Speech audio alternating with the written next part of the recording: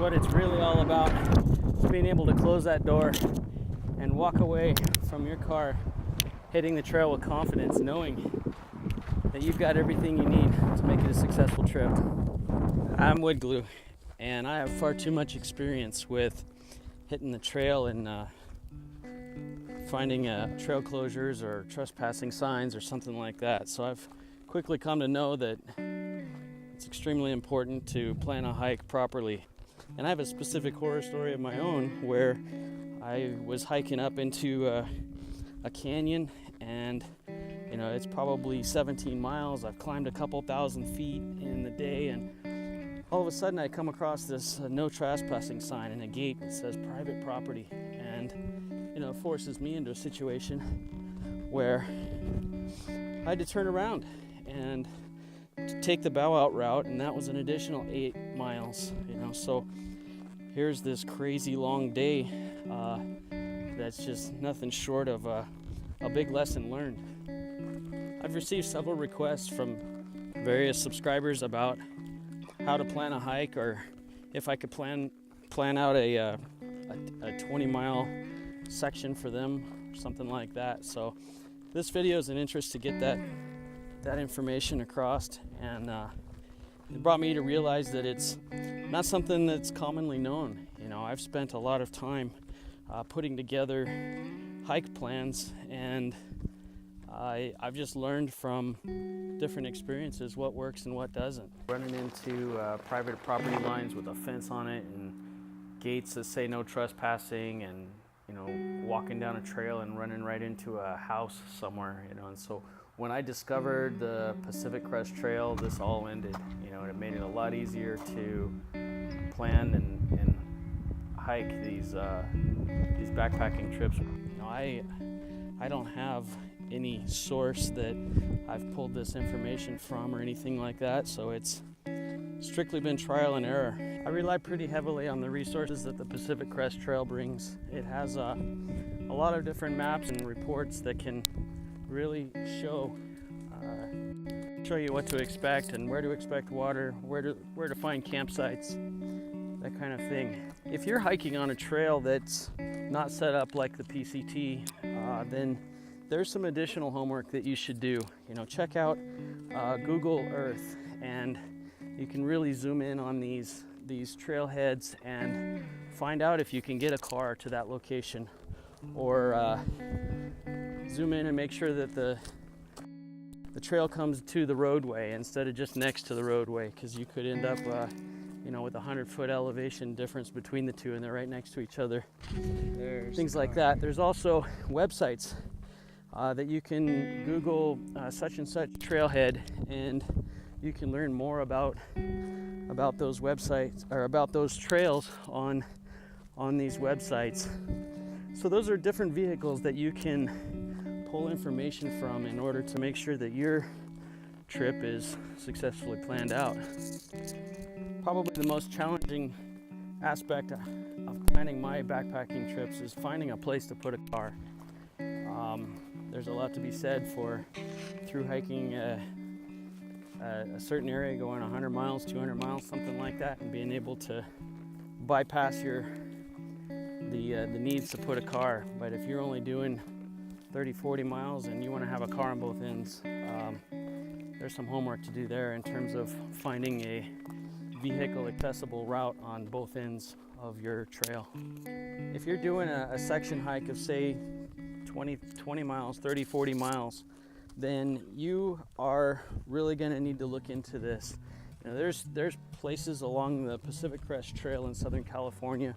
You could easily go 60 to 80 miles between vehicle accessible routes, and so that makes it a little difficult when you're putting together your weekend section hike.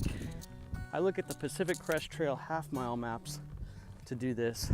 I can look in at the road and I can see where trail would cross the road. On a non-PCT plan, you'd have to do the same thing with Google Earth. There's other apps that you could use. There's Gut Hooks that gives a lot of information about the Appalachian Trail and the Pacific Crest Trail. But I've always fallen back to these PCT half-mile maps. They're pretty cool, and I'll include a link to those down below. Next is to find your campsites. And A lot of people don't plan out where they're gonna set up camp for the night along the path. They're looking at just going from point A to point B, and I'll find a place along the way, which is just fine. My brain doesn't let me work like that. I have to have it planned out down to the T. So I look for these campsite locations at the various ridges and valleys. A lot of times between these ridges and valleys, you'll have switchbacks, a steep incline or decline area. And this doesn't do any good for campsites. So typically you're going to end up camped on the ridge or in the valley. And there are some concerns with both of those. You could end up with this cold sink effect that you get camping down in the valley, and that could be problematic, especially in the fall or winter months. You'll find temperatures in that wash or valley floor that are easily 15-20 degrees colder than it would be if you were just 500 feet up. So the ridges have a similar problem with wind. You'll find temperatures up there to be a lot colder as well. I have one trip where I knew that it was going to be pretty windy that night, and so we took a chance and we camped down in the valley floor, betting that the wind would help keep the cold air out of that area. And indeed that worked. We didn't have very cold temperatures at all, and being on the valley floor sheltered us from the wind too. So every trip is going to have a different scenario in that regard.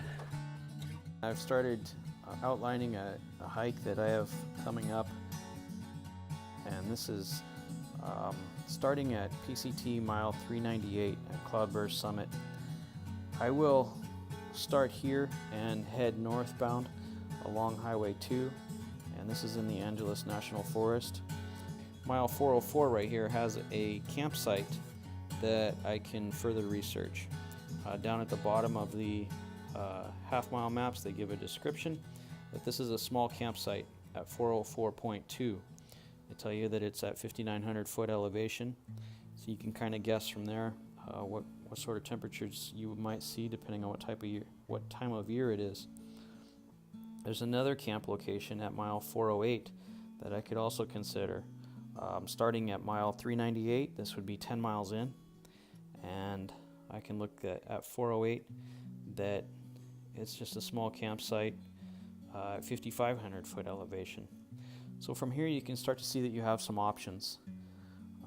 I can make this a one-night hike where I camp at 408, and the next day I head up to Mill Creek Station would be the end, and this is at mile 419. Or I can make this a two-night hike, and I could camp at mile 408 and then camp again at 412. Something to consider is the incline of the hike. So PCT half-mile maps include these, they have topographical lines on the maps, but they also include this profile image that's kind of neat. So I know that I'm starting at 7,000 feet at mile 398, and from here I'm going to walk downhill all the way until I get to mile 405, and after that I start to climb back up. So the climb up is what I'm looking at, and I'm going to start at 5,200 feet or so and climb up to just under 7,000 feet. So that's a healthy climb, but once I do that, at mile 412 I start coming back down again. I'm going to end this hike at mile 419, and this is the low point. And so I might decide my camp locations accordingly. If I know that I'm going to be tired after that climb, I'm going to say that I want to find a campsite somewhere at mile 412 once I get up to the top. Or maybe I want to do that climb in the morning. So I'm going to find a campsite at mile 405. So then I come back to my half-mile maps, and I know that I've got a campsite at mile 404, and I've got another one at 410, and another one at 412.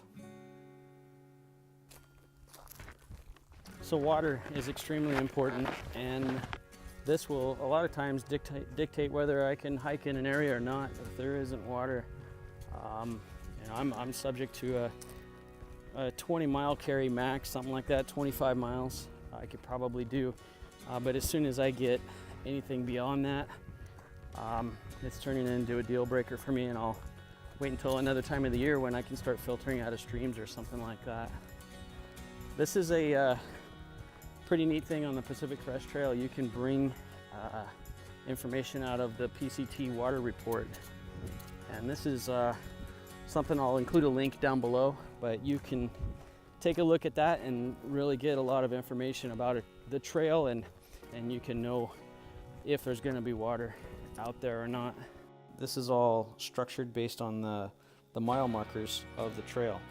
So we've got mile 399 all the way down through 419, and we can look at the different findings that we had here. The latest information on it is from June 4th in this case, saying that there's a small trickle and some moving pools. So given that that was over 2 months ago, I'm going to guess that this means there's no water here anymore, and hence the frown face. The next one, we have the faucet is turned on at Camp Glenwood, and this is at mile 401, and that information's from July 5th, which is still 7 weeks old. So I can guess that faucet is probably still going to be turned on, and that would be a good thing. I like to look at my worst case scenario and figure out how much water I have to carry to accommodate that, and then I just bring carrying capacity accordingly. Another aspect to plan for is you have to have a California campfire permit if you're going to operate a gas backpacker stove. That doesn't necessarily entitle you to have a campfire either, because you could still have a fire ban in the area you're hiking, but you would have to have the permit to operate your stove. I'll include a link down below where you can find that. As well, you have to have an adventure pass to park on most of Southern California's trailheads, and I'll include a link where you can find that. Finally, if you're going through a real special area, for example San Gorgonio or San Jacinto Wilderness areas, something like that, you would have to have a overnight permit for those areas.